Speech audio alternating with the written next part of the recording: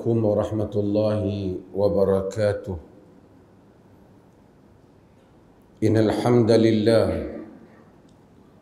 نحمده ونستعينه ونستغفره ونعوذ بالله من شرور أنفسنا ومن سيئات أعمالنا.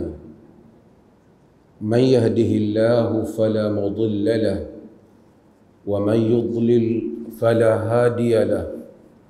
أشهد أن لا إله إلا الله وحده لا شريك له وأشهد أن محمدا عبده ورسوله. أما بعد.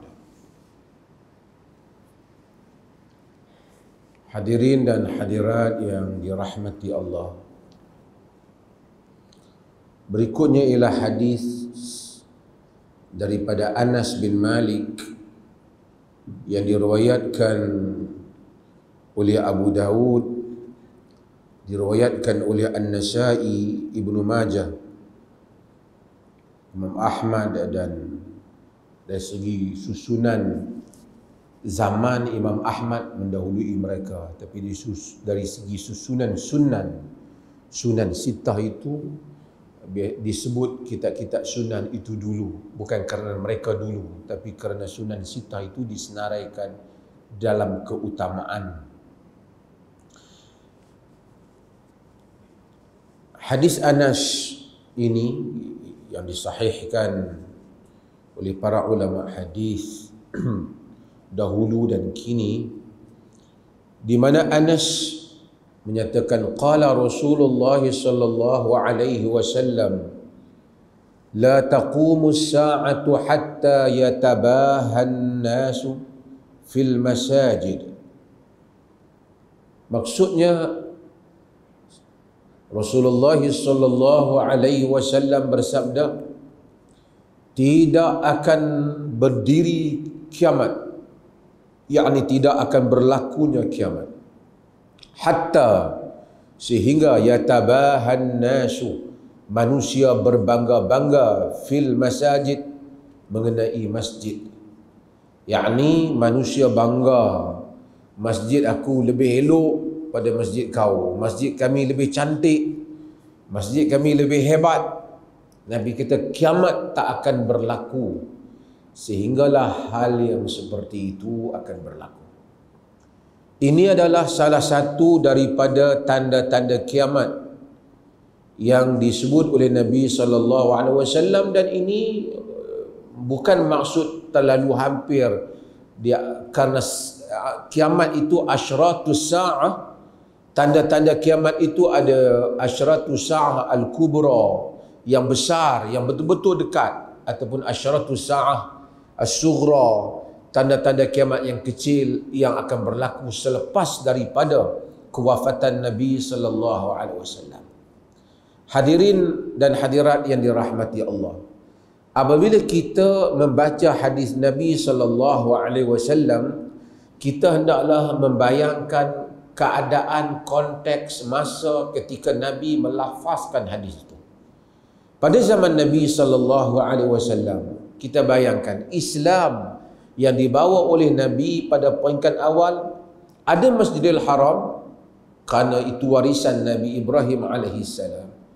Sebab itu Quraisy dia orang bangga kerana semasa peringkat awal mereka kata, Muhammad apa nak bercakap tentang masalah berjuang dapat pahala di sisi Allah, kami ini memakmurkan Masjidil Haram. Kami memakmurkan Masjidil Haram. Maka Allah kata, aja'altum siqayatal hajj wa imaratal Masjidil Haram kaman amana billahi wal yawmil akhir wa jahada fi sabilillah la yastawuna indallah wallahu la yahdil qawmal zalimin. Aja'altum siqayatal hajj, adakah kamu menjadikan memberi minum kepada orang yang menunaikan haji? Kerana orang Quraisy ni sejak daripada dulu, sebelum daripada Nabi kita Muhammad sallallahu alaihi wasallam membawa Islam, mereka sudah ada sistem ni, siapa yang memberi makan kepada orang datang haji, bagi minum, siapa yang menjaga kelambu Kaabah, siapa yang menjaga kunci Kaabah. Semua pembahagian-pembahagian berdasarkan kepada kabilah-kabilah ni. Sebab itu Abdul Muttalib dengan kekayaan-kekayaan yang dia ada habis, kerana setiap tahun semua dia spend all dia punya kekayaan untuk bagi meraihkan orang yang datang menunaikan haji.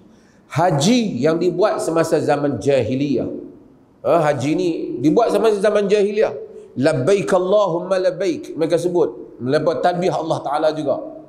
Kerana hasil kesan peninggalan Nabi Allah Ibrahim alaihissalam. Jadi mereka kata Allah kata aja'altum siqayatal hajj. Adakah kamu menjadikan memberi minum kepada orang yang menunaikan haji? Wa imaratal masjidil haram, dan memakmurkan masjidil haram. Kaman amana billahi wal yawmil akhir, sama dengan orang yang beriman dengan Allah dan hari akhirat. Wajahada fi sabilillah, dan berjuang pada jalan Allah. La yastawuna indallah, tak sama di sisi Allah. Wallahu la yahdil qawmal zalimin, Allah tidak akan memberi petunjuk kepada kaum yang zalim. Hadirin yang dirahmati Allah, memberi minum kepada orang yang menunaikan haji sesuatu yang baik, tetapi foundationnya, asasnya hendaklah beriman kepada Allah dan hari akhirat. Kalau kamu memakmurkan Masjidil Haram, memberi minum kepada orang yang menunaikan haji, kerana kebanggaan kamu, kebesaran kamu, kabilah kamu, diri kamu, menjaga pride kamu, tidak ada makna di sisi Allah jika kamu tidak beriman dengan Allah dan hari kemudian. Dan Allah tambah wajahada fi sabilillah, dan berjuang pada jalan Allah. Okey, bila kita faham hal ini, Allah kata la yasta'una indallah, tak sama. Kamu kena beriman dengan Allah dan hari akhirat. Kamu berjuang mempertahankan agama, kemudian kamu memakmurkan Masjidil Haram, ada makna. Tapi kalau kamu tak beriman dengan Allah dan hari akhirat, kamu buat kebajikan kamu tiada makna. Apabila Nabi sebut masjid, orang Arab faham masjid, kerana mereka ada Masjidil Haram. Walaupun para ulama kemudian masjid di sisi fiqh ialah satu tempat, satu bangunan atau kawasan yang dibina, yang diwakafkan, yang keluar daripada milik individu kepada menjadi tempat yang diniatkan untuk Allah, untuk salat dan ibadah. Sebab itu kalau surau tu milik individu, tanah tu milik individu, dia tidak menjadi masjid, sehingga dia menjadi milik yang dikhaskan, tidak diambil balik lagi sebagai tempat salat dan ibadah. Nabi SAW, pada zaman Nabi masjid macam mana? Nabi ada Masjid Quba yang Nabi buat, kemudian Nabi ada Masjid Nabawi. Dan Masjid Nabi SAW ialah masjid yang tiangnya batang tamar, bumbungnya pelepah tamar, dindingnya daripada tanah, yang dibuat oleh Nabi dan para sahabat. Di situlah tersebarnya Islam. Macam mana Nabi 13 tahun di Mekah, tak ada peluang buat masjid. Hijrah baru buat masjid di Quba. Masa sampai di Quba, itu pun dengan keadaan yang serba sederhana. Kemudian buat masjid di Madinah. Islam di Madinah 10 tahun. 10 tahun dalam masa kita ni lama juga 10 tahun, tetapi 10 tahun pilihan raya berapa? Berapa penggal? 2 penggal. Nabi bagi tahu nanti orang akan berbangga-bangga dengan masjid.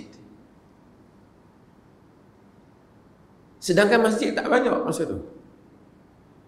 Ini kalaulah zaman ni satu orang cakap, pasal kita tengok banyak masjid.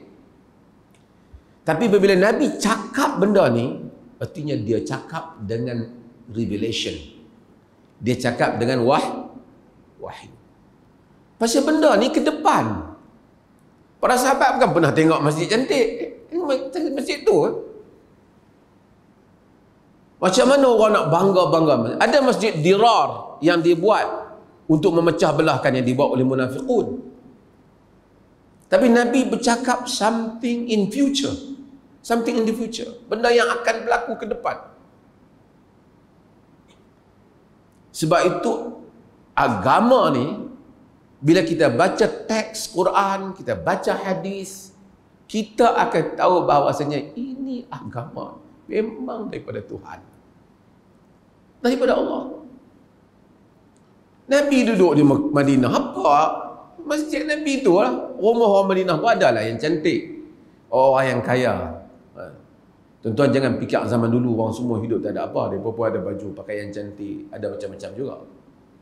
Mungkin mereka tak ada kereta je kot. Kan? Tapi tidak terbayang pada mereka. Tapi Nabi SAW bagi tahu bahawasanya akan sampai pada satu zaman di mana manusia semua bangga dengan masjid. Para ulama bahaskan tentang apa yang dimaksudkan dengan bangga-bangga dengan masjid. Kata mereka, yang ni semua orang buat masjid kerana nak tunjuk kehebatannya. Hang buat satu masjid, tengok aku buat masjid elok pada masjid. Hang tengok masjid kampung kami lebih elok pada masjid kampung hangpa. Sedangkan asalnya masjid dibina untuk beribadah kepada Allah Subhanahu wa taala.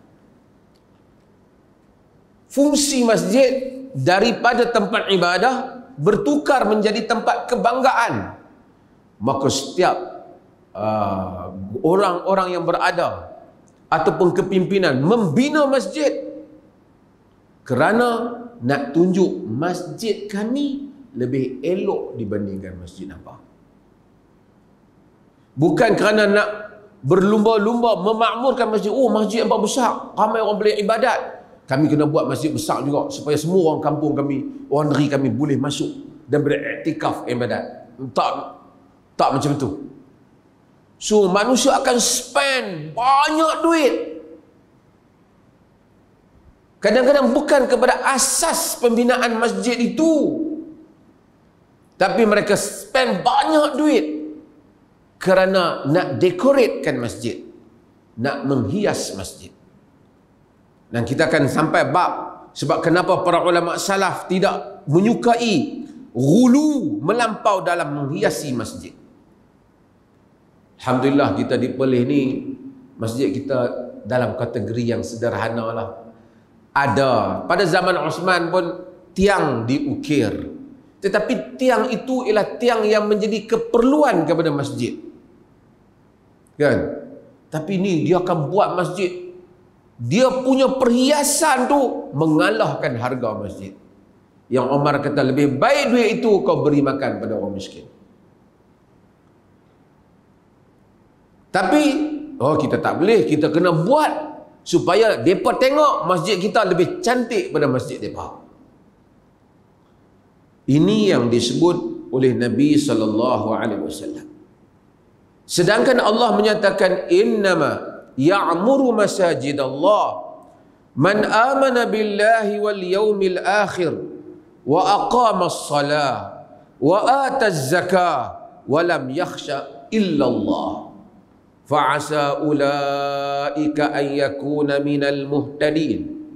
Innama ya'muru masajid Allah, sesungguhnya yang memakmurkan masjid Allah man amana billah, iaitu orang-orang yang beriman dengan Allah, wal yaumil akhir, dan hari kemudian, wa aqamas salah, mendirikan sembahyang, wa ataz zakah, dan menunaikan zakat, wa lam yakhsha illallah, dan dia tidak takut melainkan Allah. Tuan-tuan tengok, akhirnya semua masjid orang berlumba-lumba. Orang dulu orang buat masjid kena cari redha Allah. Sekarang pun ada, bukan kata tak ada, tapi akhirnya dia tak fikir tentang Masya Allah masjid kita besar, boleh kita makmurkan, boleh orang salat, kita nak buat kebanggaan tadi. Bukan saja bangga masjid, bangga jawatan-jawatan yang ada dalam masjid. Orang pegang jawatan dalam masjid kerana nak memakmurkan masjid. Tapi pegang jawatan dalam masjid kerana ada banyak kepentingan yang lain. Lepas tu, berkelahi dalam masjid. Kita di Perlis ni, sebab tu, hak jawatan-jawatan yang utama tu, memang dah ada dalam enactment, yang tu Majlis Agama Islam pilih. Pengurusi ke apa, ada dua jawatan saja, AJK yang tu dipilih dalam mesyuarat. Sebab apa? Kalau tidak dia jadi dulu seketika di Malaysia ni geng-geng parti pakat masuk hadir mesyuarat agung masjid. Duk pastikan supaya pengurusi kita menang. Jawatan kuasa kita menang. Berlumba-lumba untuk itu. Kalau berlumba-lumba tu tujuan nak menyelamatkan masjid, satu hal juga, tapi semua ke arah itu. Ke arah tafakhur. Yatabahaun. Mereka berbangga-bangga. Dan Nabi SAW menyebut hal ini sejak dulu. Dan Quran menyatakan, wa annal masajida lillah fala tad'u ma'allahi ahada. Sesungguhnya masjid itu untuk Allah, jangan diseru selain daripada Allah seseorang pun. Sebab itu masuklah masjid. Masjid adalah tempat lillahi ta'ala. Tuan-tuan, kita bila main masjid, kita cari apa? Kadang-kadang saya fikir orang-orang yang tak ada jawatan di masjid ni, mungkin mereka lebih ikhlas kadang-kadang main masjid. Kadang-kadang orang main masjid, aku kena pergi masjid, aku AJK tak main lama lagi, pecat dah. Sini tak ada lah, ni cerita-cerita di Afrika kan. Kadang-kadang orang awam ni dia main lillah ta'ala, dia main, dia solat kerana solat, dia i'tikaf, dia zikir, dia baca Quran lillahi ta'ala. Dia tak fikir pun masuk tu, tak ada pun dalam kepala dia benda-benda ni. Kadang-kala di sini tak berlaku lah. Setengah orang bila dia dah dulu ada jawatan di pejabat, bila pencen dia tak ada apa, sama lah. Dulu di pejabat ada jawatan, hebat lah kan. Orang ni ada, manusia ni ada beberapa jenis. Ada manusia itu yang hebat kerana dia tu hebat. He himself is an institution. Dia adalah satu institusi, dia tu hebat, tu kelas mana. Nama dia tu cukup, tak payah sebut jawatan dia. Ada orang yang macam tu lah, high tu kelas lah kan. Ada orang dia bukan hebat, jawatan dia hebat. Bila jawatan dia tak ada, nobody dah dalam dunia ni. Ada. Sebab tu bila dia ada jawatan, orang semua ni lah. Bila dia tak ada jawatan, tak ada apa, dia lebih kurang macam orang lain lah juga. Sebab tu kita ni yarfa'illahu alladhina amanu walladhina utul ilm darajat. Allah mengangkat orang yang beriman dan orang-orang yang diberikan ilmu dengan beberapa darajat. Jadi ahlul ilm, belajar ilmu. Ilmu mengangkat manusia. Kita tengok Tok Guru tak ada jawatan apa pun, dia berjalan seorang, Tok Guru dah. Imam Ahmad tak ada jawatan, khalifah pukul dia. Tapi Imam Ahmad bawa barang, pakat pergi pegang barang Imam Ahmad je, jangan bawa lah Syekh. Haibatul alim. Mudah-mudahan Allah kurniakan ilmu yang ada haibah ilmu. Ada orang tak ada jawatan. Bila dia tak ada jawatan, dia duduk di pejabat, dia tak ada jawatan, dia main masjid. Sini tak berlaku ni, saya cerita ni jauh tu di Kenya. Bila dia main masjid, dia cari jawatan di masjid dah, dia berkelahi lah. Dia dah pencen, dia berkelahi nak jawatan masjid. Tu kalut orang. Lepas tu dia main masjid, dia buat grup lah, dia buat kumpulan dah. Pasal dia ada duit sikit ke, dia belanja, pergi belanja mai, dia ingat pertandingan pengurusi bahagian ke apa.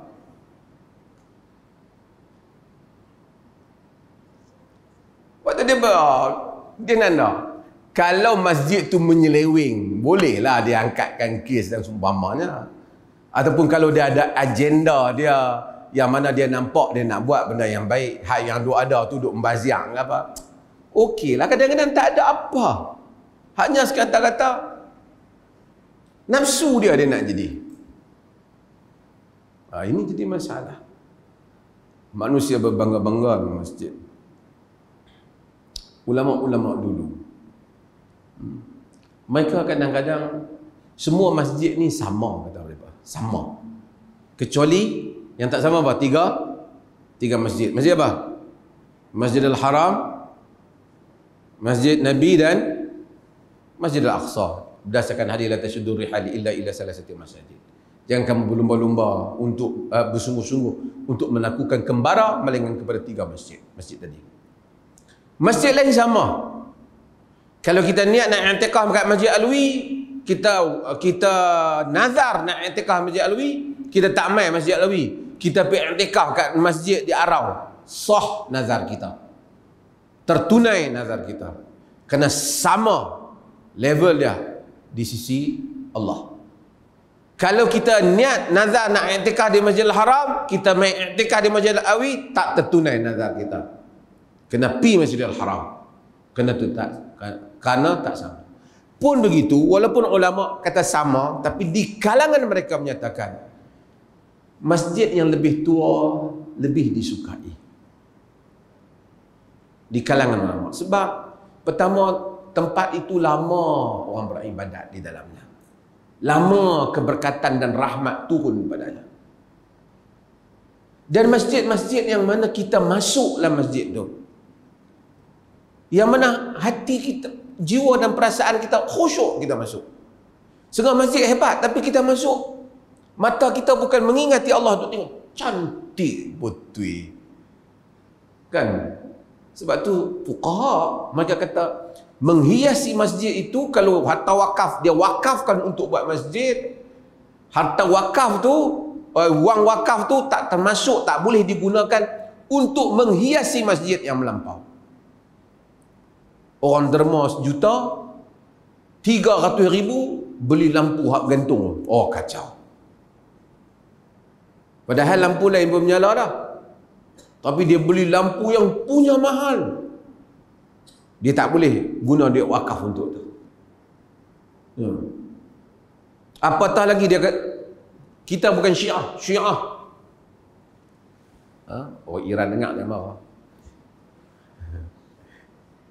Di Tehran, saya pergi Tehran,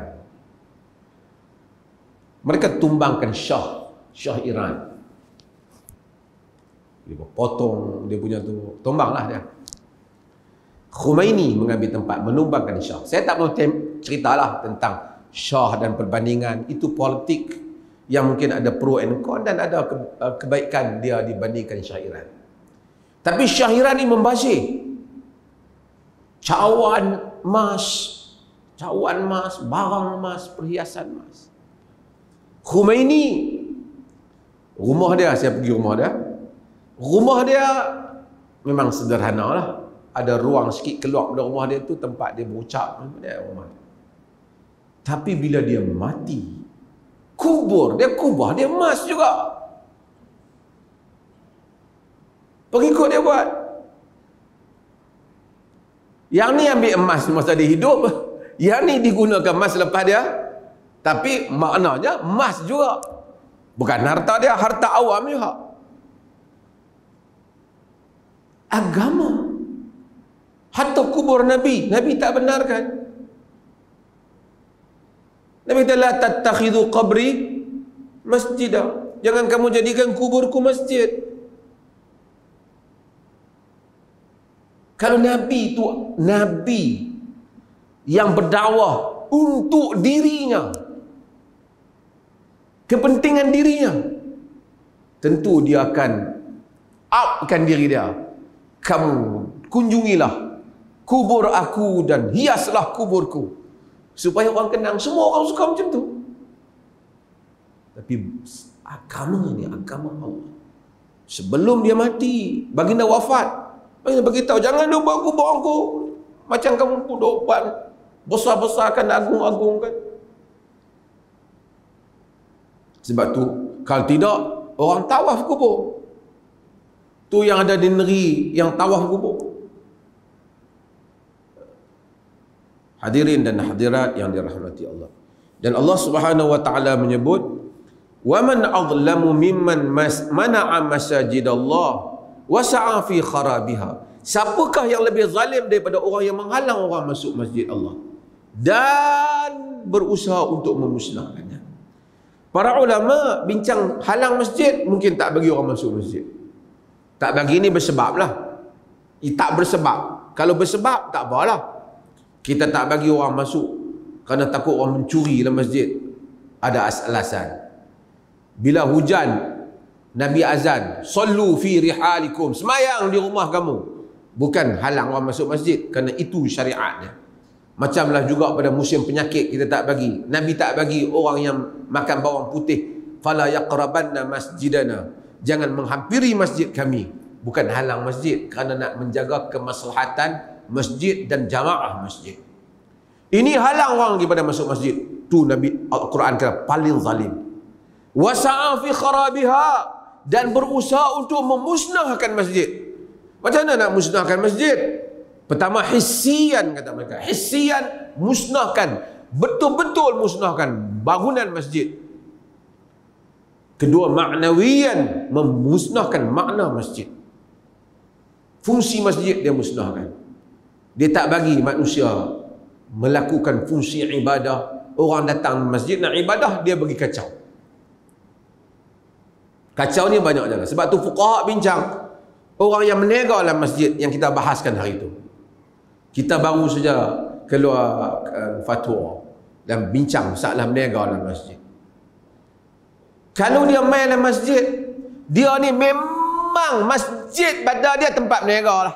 Masuk masjid bawa barang menega. Itu haram dengan kesepakatan ulama. Dia memang main masjid, fahim masjid itulah market dia. Apatah lagi jika dia masuk hiruk pikuk bau macam-macam, haram. Cuma kalau dia main dalam masjid, kebetulan dalam masjid dia berniaga, kebetulan, yang tu dimakruhkan oleh kebanyakan para ulama. Tengok-tengok dalam masjid jumpa kawan, macam saya kata dululah, apa dia tu? Dia kata, dia kata ni bawa barang ni sikit, jual, aku beli. Dia beli dalam masjid. Dimakruhkan oleh sebahagian ulama, diharamkan oleh sebahagian ulama. Kerana dia bukan sengaja menjadikan masjid, kebetulan di masjid. Zaman teknologi lah macam tu lah. Nak balik rumah, tuan-tuan duduk tunggu ni, nak balik rumah, teringat nak makan, tuan-tuan pun membeli dalam masjid. Cara macam mana? Tuan-tuan pergi ke apa? Online tu, saya tak mahu sebut nama syarikat lah kan. Tuan-tuan sebut, tuan-tuan pun order. Jadi tuan-tuan beli barang dalam masjid. Sampai rumah, apa? Pengantar makanan tu dah hantar dah. Tadi beli di dalam masjid. Makruh. Kerana masjid jadi jual beli, kan? Tidak sampai kepada haram, walaupun sebahagiannya lebih longgar daripada hal itu. Maka sebab itu kita hati-hati dengan urusan kita di dalam masjid Allah Subhanahu wa taala. Wa 'an Ibnu Abbas radhiyallahu anhu qala Rasulullah sallallahu alaihi wasallam umirtu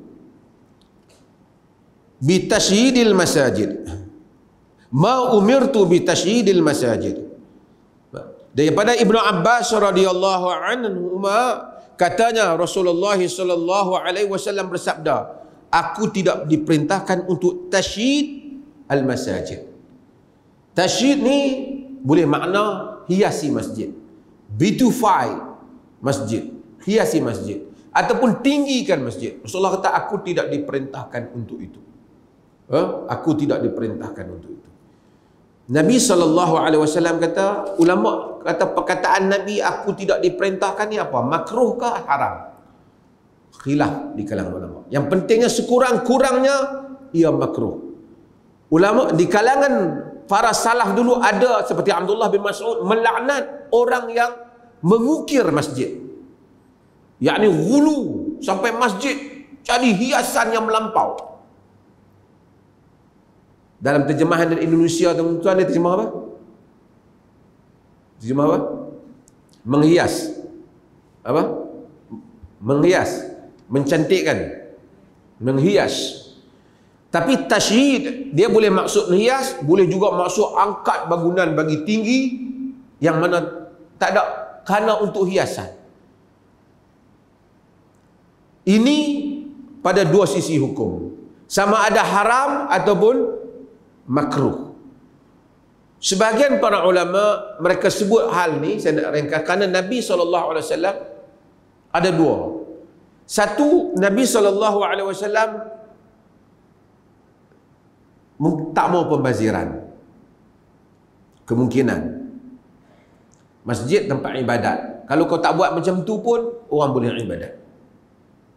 Yang kedua ialah kemungkinan yang ni lebih besar, ganggu orang yang masuk solat. Nabi SAW solat di dalam pada Nabi ada khamisah laha a'lam. Ada Nabi ni pakai selendang tu, dia ada corak. Nabi semayang, Nabi kata al-had ni dia diganggu aku. Nabi kata irsalu ila Abi Jaham, hantar balik ke Abi Jaham. Abi Jaham bagi hadiah kepada Nabi. Hadis Bukhari. Nabi kita minta yang lain, yang selendang yang tak ada warna, yang tak ada corak. Nabi punya solat nak dibandingkan kita macam mana? Tapi oleh kerana warna tu ganggu, Nabi tak mau pakai dalam solat. Taklah kata haram, Nabi tak mau. Kita bagi balik ke Abu Jaham. Abu Jaham Nabi bagi kat dia sebab dia hadiah pada Nabi. Nabi takut dia kecil hati. Sekali dia kata Nabi tolak hadiah dia. Tapi Nabi caranya, Nabi kata pergi hantar balik kat dia, minta yang lain. Kata Nabi minta yang lain. Sekali yang mana tak ada corak. Jadi dia pun bagi yang lain yang tak ada corak. Tapi moralnya apa? Moralnya ialah Nabi tak mau solat terganggu dengan mata kita memerhatikan corak-corak ni. Kan? Tapi sekarang tak nak corak, tak cantik lah kan.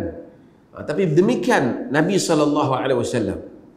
Sebab tu salaf dulu solat mereka lebih khusyuk pada solat kita.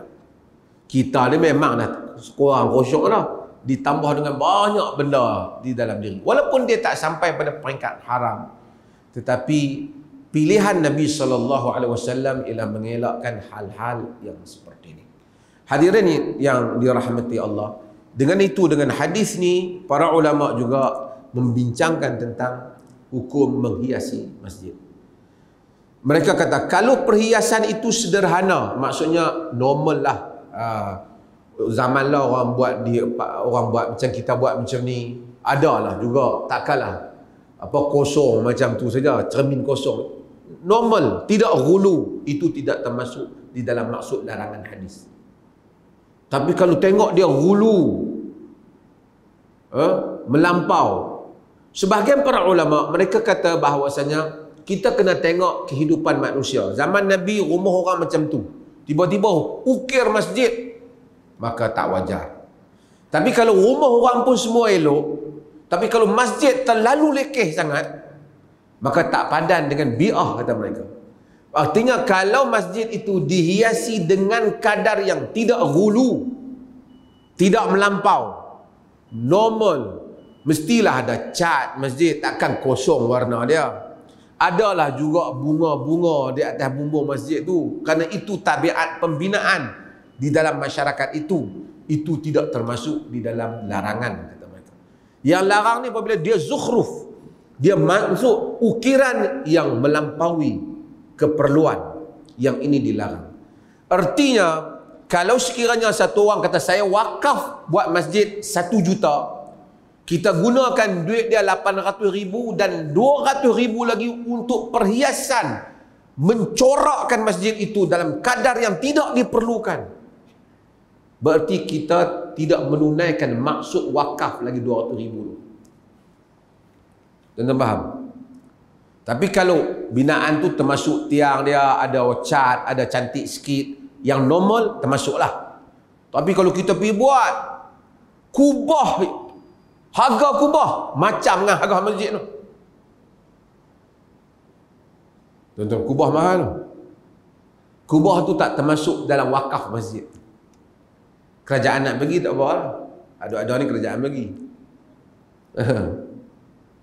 Kerana terutamalah masjid, kerana benda tu pertama ada larangan hadis, walaupun perbincangan makruh ataupun haram. Kedua ialah kerana benda itu di luar keperluan. Di luar keperluan. Kalau ada keperluan tak apa, misalnya buat tiang tinggi. Pasal apa? Nak pasang apa? Menara untuk suara azan, ada alasan. Tapi kalau tak ada alasan, gunakan duit wakaf, dia tidak boleh. Penghiasan-penghiasan yang memakan harga yang begitu mahal, ini termasuk yang dilarang di dalam hadis Nabi sallallahu alaihi wasallam. Sebab tu pengurusan masjid ni dia kena ambil kira hal-hal yang seperti ini. Mungkin orang kata tu kita pergi banyak dunia Islam, masjid cantik hatta di Saudi, dia bukan hujah. Dia bukan hujah.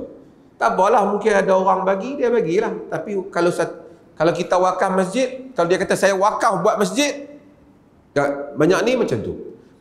Kalau kami nak hias masjid, dia kata hias sekali, bagi cantik, itu duit dia lah, dia buat yang makruh tu lah. Wallahu ta'ala alam. Azan. Sebab ada soalan.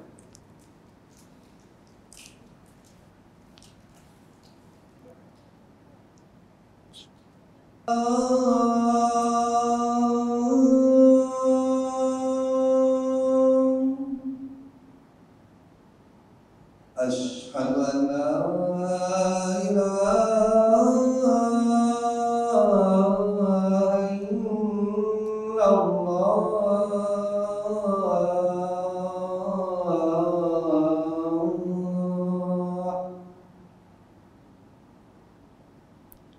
أشهد أن محمدا رسول الله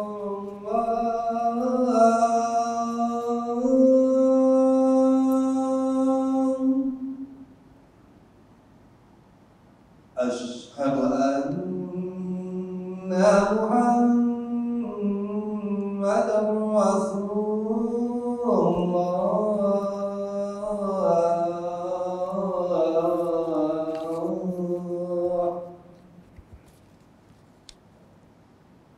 حي على الصلاة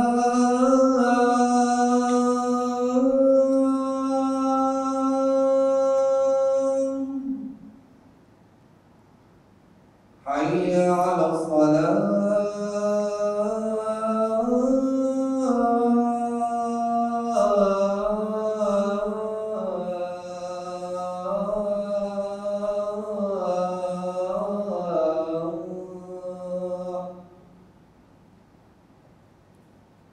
حي على الفلاح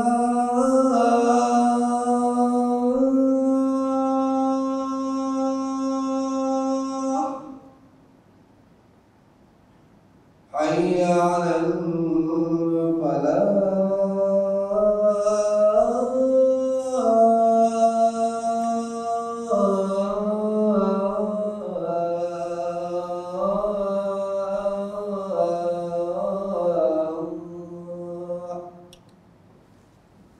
الله أكبر الله أكبر لا إله إلا الله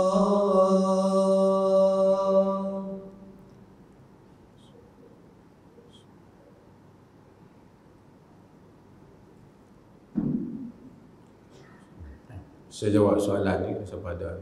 Saya tak boleh, masa tak banyak ini, ada satu program. Adakah kompaun yang dikenakan di atas sebarang kesalahan dianggap sebagai hutang sekiranya tidak dibayar? Mohon penjelasan Tuan Mufti. Pertama ialah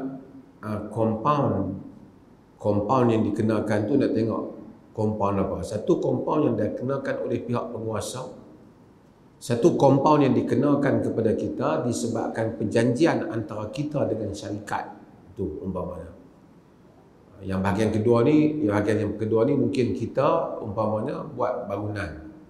Kita janji siap dalam beberapa masa. Kalau lewat, kita akan bayar kos kelewatan. Kita kena tunaikan disebabkan kerana orang yang kita lewat tu menanggung kerugian di atas kelewatan kita.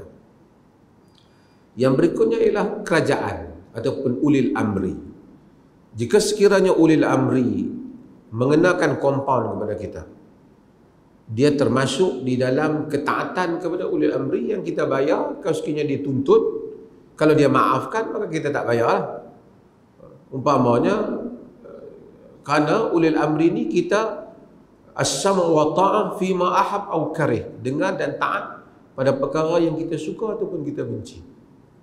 Kalau dia tuntut dengan tuntutan yang tegas, kita bayar kepada dia. Kalau dia maafkan kepada kita, kita tak bayarlah kalau dia maafkan. Itu berdasarkan tanpa kita rasuah, tanpa kita apa. Terutama apabila membabitkan kesalahan yang serius. Dia denda kita, kan? Ini kita perlis pun ada kes kena denda. Mana hamba Allah, mana piduk kata kat apa? Perlis Raja Tuan Duli Mamlia Tengku Raja kaitkan dengan Wahabi lah apa. Tuan-tuan pun baca berita, dia pun telah direman daripada Kelantan, direman dan dibawa ke Perlis lah. Pasal kes tu kes diperoleh. Tak ada satu pasal. Pertama tuduh orang tanpa bukti atas dengar. Tapi kadang-kala nak kata puak-puak ni pun ada satu orang di Perak ke apa, orang pergi panggil dia Tok Guru ke apa, dia boleh buat satu pembohongan. Dia kata di Perlis tu undang-undang negeri dia tu tulis Wahabi. Bayangkan satu orang tu pakai gelaran Tuan Guru. Di Perlis tu dia menafi bahawa Wahabi, dalam undang-undang tubuh tu tulis pegangan mereka Wahabi. Tuan-tuan, kalau orang kata nak temberang benda orang tak boleh capai, tak apalah, di dalam perut gunung berapi tu ada harta sekian-sekian. Kita temberang benda macam tu, orang nak nafi pun, orang kata bohong pun, kita nak nafi pun, dia kata hampa tak boleh tengok, pergi tengok. Kita nak tengok tak boleh. Tapi undang-undang tubuh negeri boleh dilihat. Tambah zaman sekarang boleh print terus, boleh pergi ke internet, dia boleh cari terus. Macam tu dia boleh bohong. Serban atas kepala, bohong dalam masjid. Mengaku mengajak agama. Apa lagi dosa lebih besar daripada bohong yang macam tu? Dan akhirnya jadi mangsa macam ni lah, budak-budak macam ni lah. Percaya barangkali orang macam tu. Kemudian mengaku ahlu sunnah wal jamaah dengan perangai macam tu. Ini sebahagian. Kata kami mengikut sufi. Sufi. Kita tak ada la musyahata fi istilah. Ulama kata tidak ada perbalahan pada istilah. Yang kita mungkin berbeza ialah pada konten. Menggunakan istilah itu tidaklah isu besar. Sebahagian orang suka perkataan sufi, sebahagian tidak terima perkataan sufi. Mereka kata perkataan yang betulnya ialah tazkiyatun nafs. Sebahagian mempertikaikan daripada mana perkataan sufi. Tapi tak apa. As long as perkataan sufi itu been used, telah digunakan throughout history, sepanjang sejarah telah digunakan. Walaupun zaman Nabi tak ada, kemudian digunakan kemudian. Kalau ia dengan tapi kesemuanya mereka sama ada mereka nak kaitkan dengan Hasan al-Basri atau selepas daripadanya, kemudian kaitkan dengan Syekh Abdul Qadir Al-Jilani, Bustami dan seumpamanya. Tapi yang pentingnya ialah semua mereka itu memperkatakan tentang tazkiyatun nafs, iaitu penyucian jiwa. Wa nafs wa mazakkaha, diri, penyucian jiwa. Tiba-tiba mengaku sufi, Maki orang. Tunjuk jari tengah dalam masjid ada. Maki orang bohong macam tadi ni ada. Maki orang tak berhenti. Kemudian berkata, kami pengamal sufi. Sufi apa macam tu? Tazkiyatun nafs apa macam tu? Kalau betul ikut jalan ahli-ahli penyucian jiwa, takkan begitu wataknya. Inilah orang kata jual barang atas nama orang lain. Jual barang. Quran ingatkan hal ni. Walaupun dia ingatkan kepada orang kafir, dia mengingatkan kita juga. Hal nunabbi'ukum bil akhsarina a'mala. Apa dalam surah Al-Kahf. Ni hari Jumaat. Ni masuk Jumaat kita baca. Maukah kami berikan ingatan kepada kamu tentang orang yang paling rugi amalannya?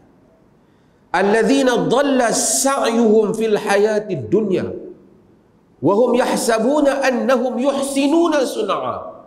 Orang-orang yang sesat amalannya di dunia ini, mereka menyangka mereka telah berbuat yang baik.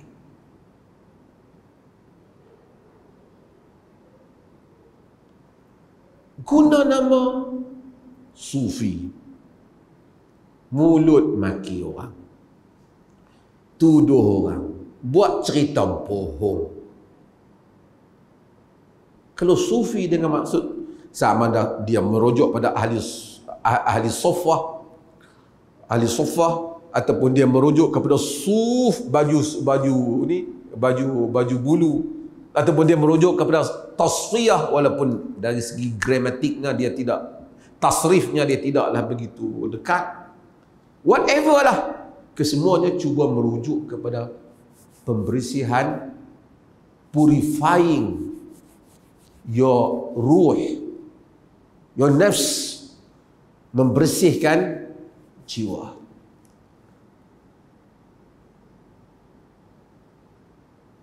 Hatta banyak istilah Asy'ariyah. Asy'ariyah ialah tentang mazhab yang membahaskan tentang tauhid, tentang bagaimana masalah tanzih Allah, menyucikan Allah, yang sehingga dia nak sucikan Allah itu, ayat-ayat sifat pun dia takwilkan supaya tidak ada penyamaan dengan makhluk. Tak apalah, mazhab dalam hal itu berbeza-beza. Ni dia Asy'ariyah, sebab Asy'ariyah tu maka pi panggil makhluk macam panggil Allah Ta'ala. Kami Asy'ariyah. Kalau tangan yang layak bagi kebesaran Allah, oh tak boleh, nampak sama. Tapi kalau panggil wahai syekh tolonglah aku, boleh pula. Padahal sedangkan iyyaka na'budu wa iyyaka nasta'in. Sebab itu ini semua guna nama yang akhirnya budak-budak awam ni tak tahu apa, kemudian terlibatlah kawan ni pun pergi hina apa, sekaki tak pasal-pasal kena. Saya bukan nak cerita pasal dia tu, tapi saya nak cerita sebab itu Quran kata wala taqfu ma laysa laka bihi ilm. Jangan kamu ikut apa yang kamu tidak ada ilmu mengenainya. Inna sam'a wal basara wal fuada kullu ulaika kana anhu mas'ula. Pendengaran kamu, penglihatan kamu, diri kamu, jantung hati kamu, dia ditanya oleh Allah Subhanahu wa taala. Biar kita clear apa yang kita ikut. Kita panggil orang Wahabi, kita clear apa dia. Pasal apa you panggil dia Wahabi? Kan? Tak ada pasal apa Wahabi? Wahabi. Pasal apa? Wahabi. Pasal apa? Wahabi. Dia sampai tak ada apa. Dia tak mau tahlil. Oh, Wahabi kata. Takkan tak mau tahlil jadi Wahabi. Tahlil itu maksudnya kenduri arwah. Oh, banyak teks mazhab. Dalam mazhab Syafi'i yang melarang hal itu. Sebab itu tuan-tuan, hal-hal yang seperti ini Kita di negeri Perlis ni, insya-Allah mudah-mudahan kita kekalkan manhaj.